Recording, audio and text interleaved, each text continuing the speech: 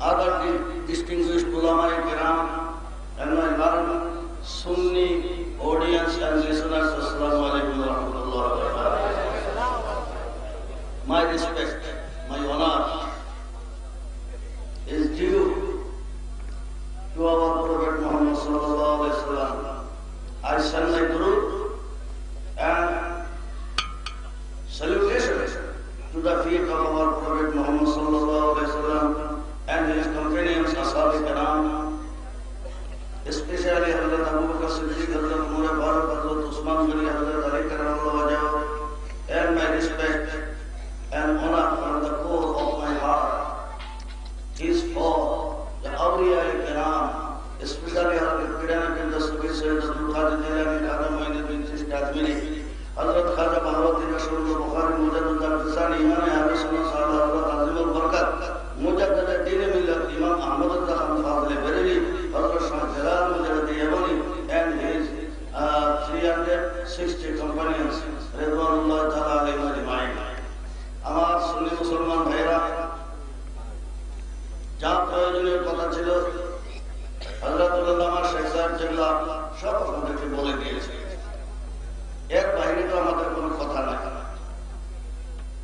আমার আসলে বিলম্ব হয়ে গেল, এত বিলম্ব করে আমার জীবনে কোথাও আমি যাই।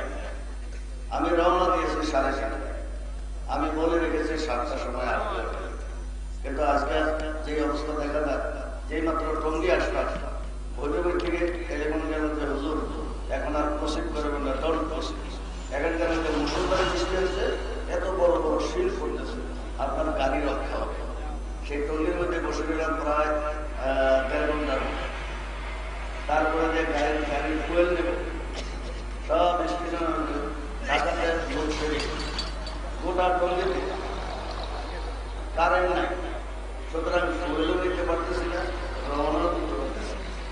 6:15 6:30 সময় রওনা দিয়ে এখন এসে আমি পৌঁছে। আমার ওয়াদা রাখা হয়েছে, মনে মনে খুব পেরেশান ছিলাম যে যাইতে পারি কি না পারি। একটা ওয়াদা করা বড় সাংঘাতিক। নবী করিম সাল্লাল্লাহু আলাইহি ওয়াসাল্লাম ইরশাদ করেন, লা ঈমানা লিমান লা আহদা লাহু, যার প্রতিশ্রুতি নাই তার ঈমান নাই।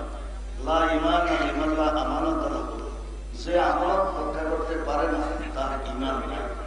আমানতকারী টাকা পয়সা এটা একটা ঈমানের বড় অংশ, এবং প্রতিশ্রুতি রক্ষা করা এটা ঈমানের বড় অংশ। প্রতিশ্রুতি রক্ষা না করলে অনেক ভুল হবে, অনেক অনিষ্ট হয়ে যাবে। আল্লাহ রাব্বুল আলামিন প্রতিশ্রুতি রক্ষা করার তৌফিক দান করেছেন, এই জন্য শুকরিয়া আদায় করে বলুন আলহামদুলিল্লাহ।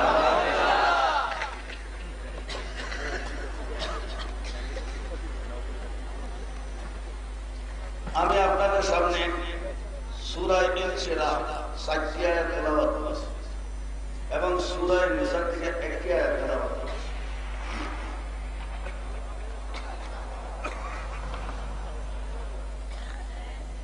হযরত আদম আলাইহিস সালাম থেকে যত আম্বিয়া কেরাম দুনিয়ার মধ্যে আসেন, ওনাদের জীবনী পড়া, ওনাদের গুণগান করা, এটা ইবাদত। বলেন না সুবহানাল্লাহ।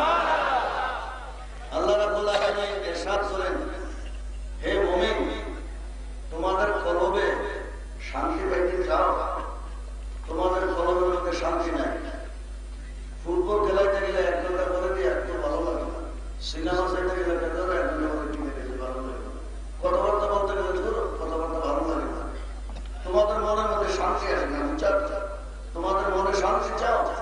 2 জিনিসের শান্তি আসবে। আলা বিযিকরিল্লাহি তাতমাইন্নুল কুলুব, আল্লাহর জিকিরে, জিকরুল্লাহর দ্বারা তোমাদের কলব শান্ত। বলেন না সুবহানাল্লাহ।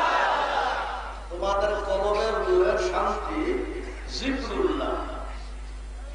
এই জিকরুল্লাহর অর্থ কি? বলেন না সুবহানাল্লাহ। জিকরুল্লাহর অর্থ লা ইলাহা ইল্লাল্লাহ, আল্লাহ আল্লাহ, এটাও জিকরুল্লাহ। আরেক জিকরুল্লাহ আছে সুবহানাল্লাহ। জিকরুল্লাহর অর্থ হলো রাসূলুল্লাহ। আমার নবী করিম সাল্লাল্লাহু আলাইহি ওয়াসাল্লামের 3000 লকব উপাধি আছে, তার মধ্যে একটা লকব হলো জিকর। বলেন না সুবহানাল্লাহ। আরেক লকব হলো ফজলুল্লাহ, আরেক লকব হলো রহমতুল্লাহ, আরেক লকব হলো বরকতুল্লাহ। যেখানে ফজলুল্লাহ রহমতুল্লাহ একসাথে আসে, 2টা শব্দ। হযরত আব্দুল্লাহ ইবনে আব্বাস রাদিয়াল্লাহু